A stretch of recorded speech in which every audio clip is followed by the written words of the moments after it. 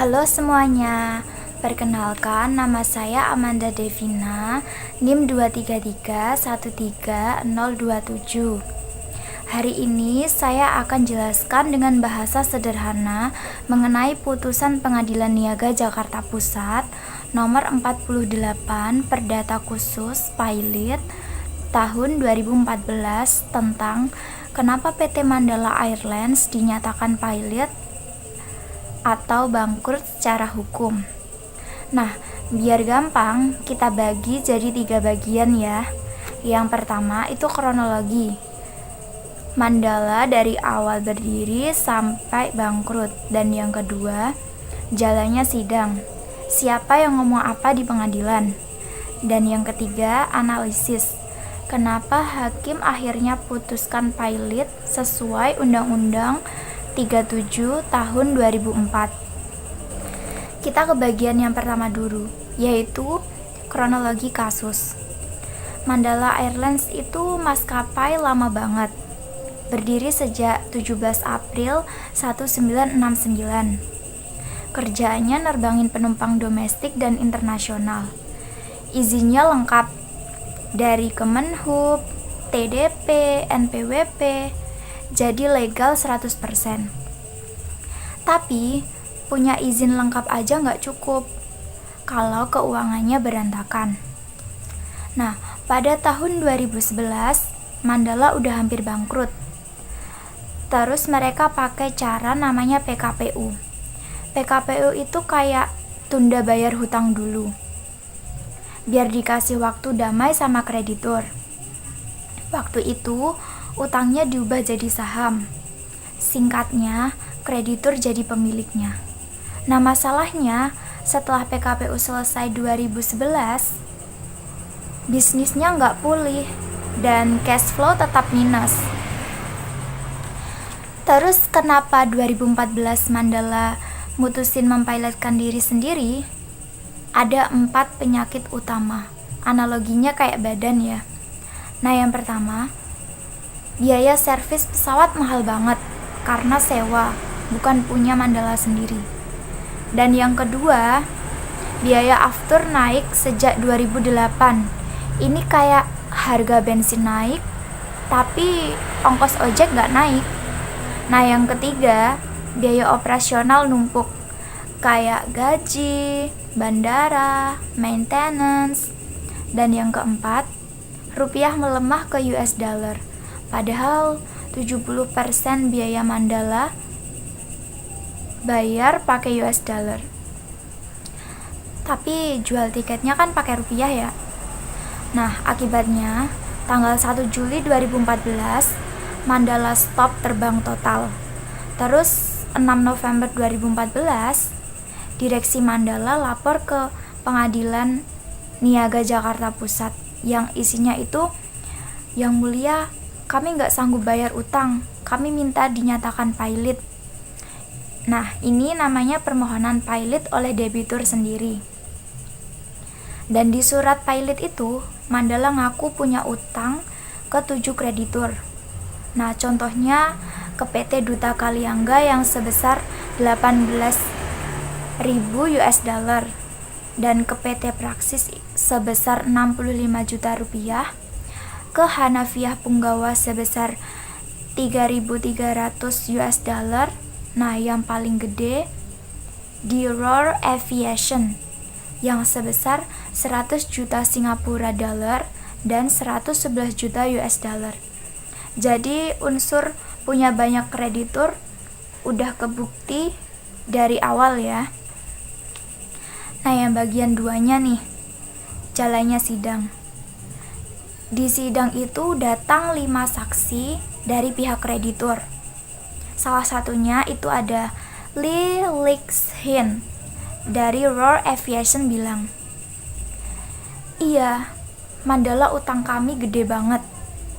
Kami setuju kalau Mandala akhirnya dipilotkan supaya asetnya bisa dijual dan bisa untuk bayar gaji karyawan yang belum dibayarkan." Terus kreditur lain kayak PT Praksis juga bilang hal yang sama. Jadi nggak ada kreditur yang ngotot nolak untuk nggak pilot ya.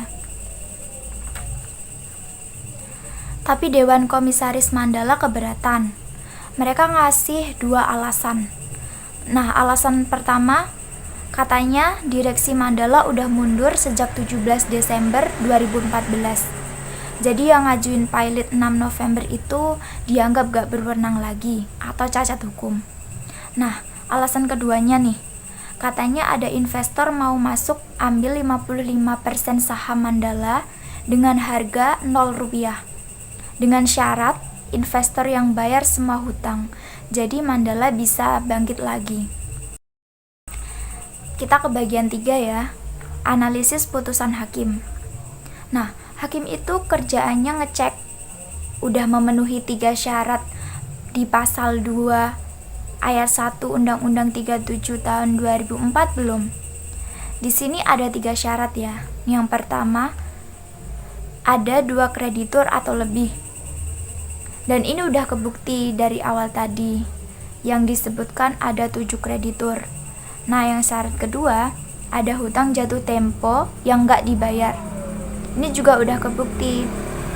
Di mana 5 saksi tadi bilang kalau Mandala belum bayar hutang mereka sama sekali. Nah, yang ketiga, itu adalah permohonan diajukan pilot oleh debitur sendiri. Yang sudah terbukti juga dari awal di mana direksi Mandala ngajuin ke Pengadilan Niaga Jakarta Pusat untuk dinyatakan pilot. Terus gimana dengan keberatan komisaris? Nah, di sini hakim bilang Akta RUPS 11 Agustus 2014 masih berlaku saat Mandala ngajuin pilot 6 November itu. Jadi direksi itu masih sah. Soal investor, hakim bilang surat minat doang belum cukup. Belum ada tanda tangan, belum ada uang masuk. Jadi nggak bisa jadi alasan nolak pilot. Hakim juga ingetin, besar kecil hutang itu nggak penting. Yang penting ada utang jatuh tempo yang belum dibayar. Nah, akhirnya tanggal 9 Februari 2015, hakim putuskan permohonan pilot Mandala Airlines dikabulkan. Hakim pengawas yang ditunjuk itu ada Ibu Titi Tejaningsih SHMH. Kurator yang ngurus aset ditunjuk ada Bapak Antoni LP Hutapea SHMH dari Hotman Paris and Partners. Dan Mandala juga dihukum bayar biaya perkara sebesar Rp616.000. Nah, sebelum kesimpulan, ada 3 pelajaran penting dari kasus Mandala ini. Pelajaran pertama, cash flow itu raja. Punya izin lengkap, gak nolong kalau uang masuk lebih kecil dari uang keluar tiap bulan. Nah, pelajaran yang kedua, utang dalam US dollar itu pedang bermata dua. Waktu rupiah melemah tahun 2008 sampai 2014, biaya Mandala langsung naik 70%. Tapi harga tiket nggak bisa naik secepat itu. Nah, pelajaran nomor 3, PKPU bukan solusi ajaib. Dia cuma ngasih waktu. Kalau model bisnisnya nggak dibenerin, bangkrut tetap bakal datang juga. Jadi, intinya gini, Mandala bangkrut itu karena 3 hal.